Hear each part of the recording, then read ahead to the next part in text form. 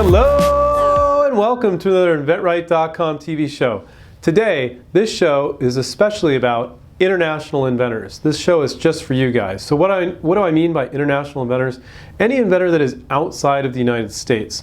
So what I want to talk about today is the fact that you are at no disadvantage whatsoever living outside the United States. Companies just want good ideas. They do not care where they're from. We've had students at InventRight in over 60 countries over 18 years. Companies do not care where your ideas are from. If there's anybody qualified to say that, it's me. I had this one woman on a French Polynesian island, and I think there was 1,000 people on the island. There was no difference between her working on licensing her product or somebody in California. None at all. So, and actually, I find that our international students in some areas do a better job than our US students. Shh, don't tell them. So why do they do that? Because they don't make assumptions.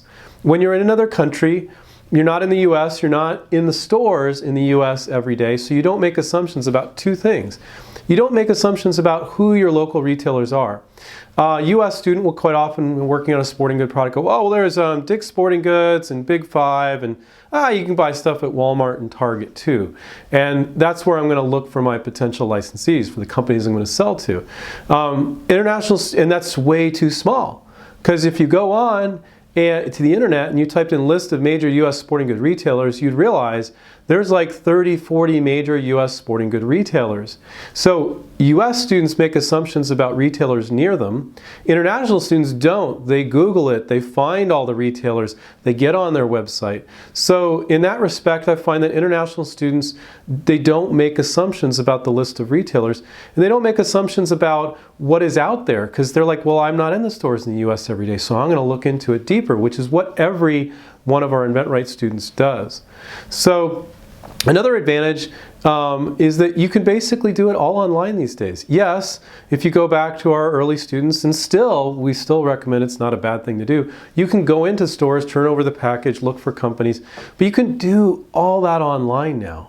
There's some very rare cases where it's harder to do it online than in the stores, but 9 times out of 10, or really 99 times out of 100, you're going to be just as well off in the store. You can even, on some websites, zoom in on the package, turn it around, you can look in the details. It gives you more information than you would get in the stores. So online and the internet is the great, what do you call it? It creates this equality where there really is no difference if you're in Italy, or if you're in Asia, or if you're in Australia, or Germany, or Africa, or the US. It really doesn't make a difference these days.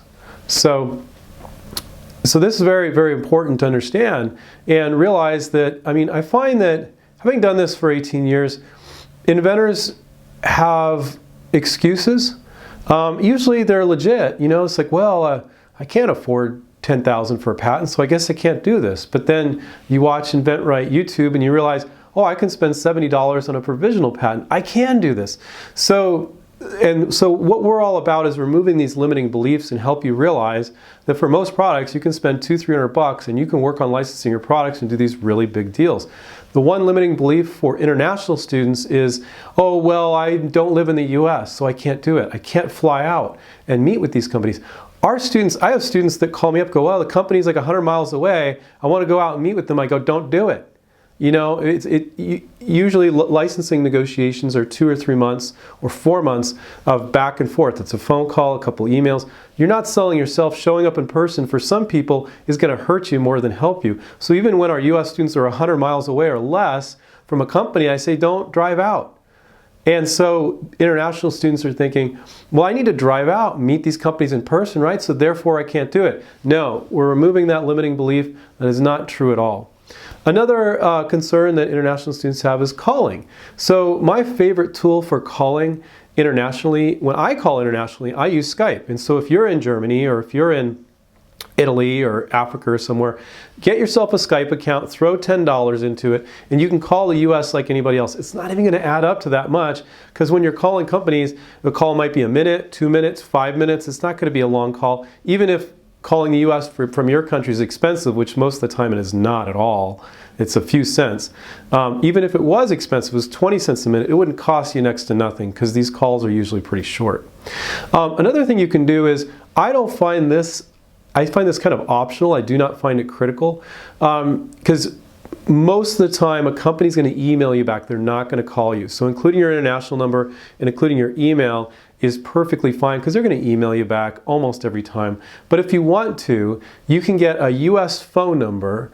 It's called a Skype in number, and that'll ring to your Skype. Now you don't have to be sitting by your computer with Skype waiting to pick it up. You let it go to your voicemail. So for a few bucks, it's not much a year. I don't want to mention a dollar amount because somebody may be watching this 2-3 years from now. But it's very reasonable. You can get a US phone number that rings to your Skype account, and then you can even, I think, have those voicemails get sent to your email, I believe. Don't quote me on that, but at the very least it'll show up in Skype. So even there you're not at an advantage. You can have a US phone number if you want. I don't see it as a big issue. I also don't think you need to mention your international. I don't think it's important. They just don't care. They just want good ideas. They don't care if you're in Africa or if you're in Europe or Asia. They just want a good idea. That's what they're focusing on. Absolutely. So, but I think one of the biggest tool, if I had to pick one, that evens the playing field is the internet.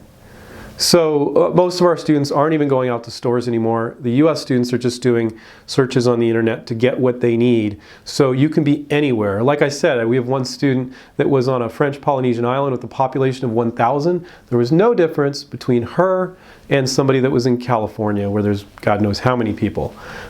So I want to remind all you international inventors to take care, keep inventing. You're at no disadvantage. Hopefully I'll remove some of those roadblocks, and we'll catch up with you next time. See ya. Bye. Hi, this is Stephen Key, and I just want to thank you for watching InventRight TV.